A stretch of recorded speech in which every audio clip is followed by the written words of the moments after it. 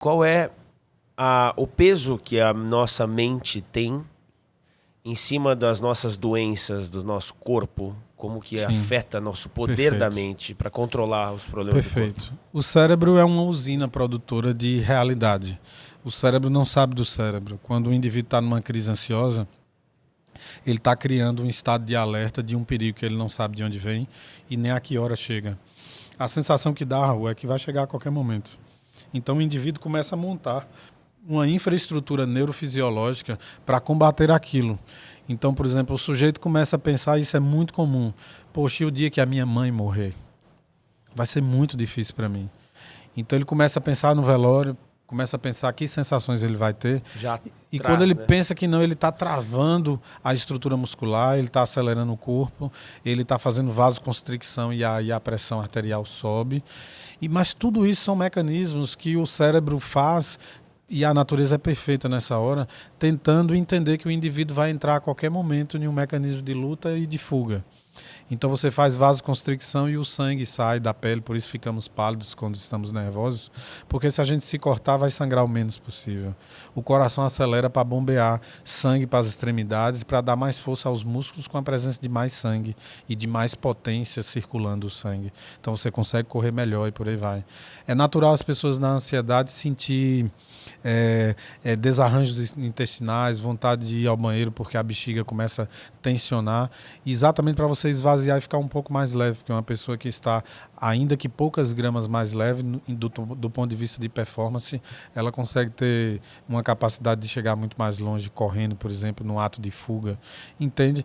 Então a ansiedade, ela remonta um estado de perigo e até aí é tudo saudável. O problema é que o indivíduo faz essa interpretação.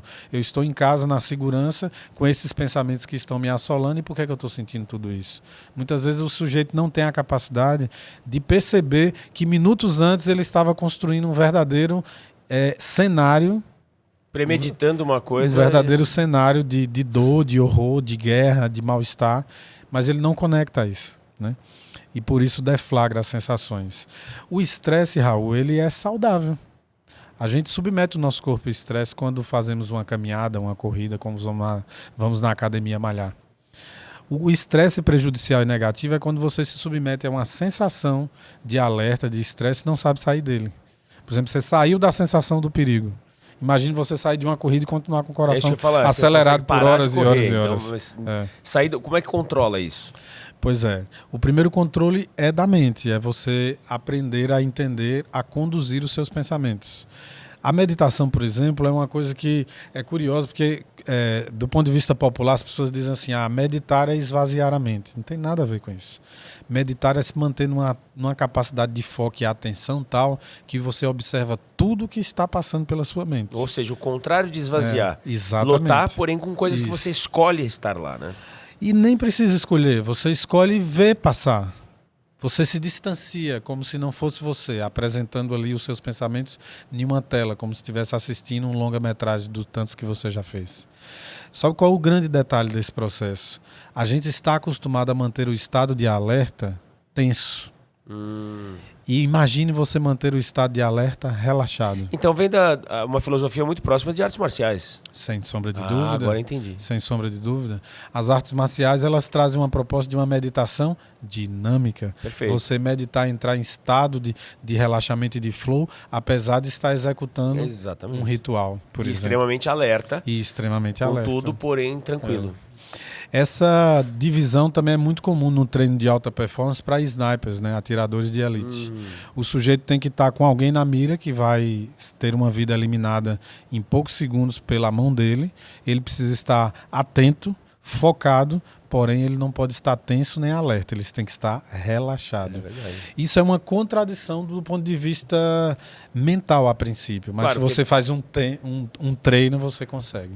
Porque imagina-se que a tensão que o cara, o estresse exatamente, que ele tá ali de tirar, mas é o preparo, tudo é treino, né? Aliás, eu vi alguns vídeos que você também trabalha com bastante atleta, né? Sim. Esse lado de trabalhar com os atletas, você trabalha você engloba tudo, toda a parte física, a parte emocional também? Sim.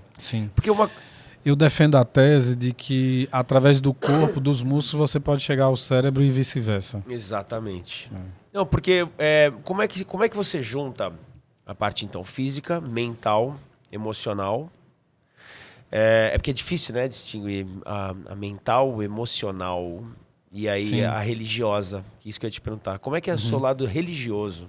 Perfeito. Eu acredito numa inteligência superior, que nesse ensaio as pessoas vão identificar popularmente como Deus, porque nós ainda não conhecemos tudo da nossa circuitaria, seja ela metabólica, elétrica, e existe uma força criadora para tudo isso. Eu acredito também no Big Bang, onde uma matéria cada vez mais densa, mais forte, foi condensada cada vez mais em uma partícula cada vez menor, até que não se cabia absolutamente nada e o gigantesco acúmulo de energia decidiu se expandir novamente.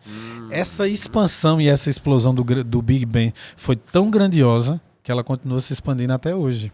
Aliás, Einstein já dizia que o universo é infinito pelo simples fato dele continuar crescendo. Entendi. O tempo está a favor do crescimento do universo. Explodiu, vai que está indo, ele vai se espalhando. Sim. E a mente inconsciente é essa expressão do universo dentro da gente. A mente inconsciente, desde o dia que ela é concebida, ela só cresce. E Einstein também matou essa charada. Uma mente que se abre para uma nova ideia nunca mais volta para o tamanho original. A expansão é um direcionamento mental, assim como a expansão do universo é um direcionamento também. O universo não retroage, pelo menos até onde a gente se sabe, a não ser que ele bata aí em um time que volta a se condensar de novo, mas isso seria para uma outra conversa. Não, mas é interessante você falar isso, sabe por quê? Porque é mais ou menos assim, aquela velha teoria da ignorância trazer felicidade, né? Sim, você quando a fica gente não blindado. tem o conhecimento, a gente tecnicamente não sofre por não ter determinada coisa. Né? Ninguém deseja o que não conhece. Exato.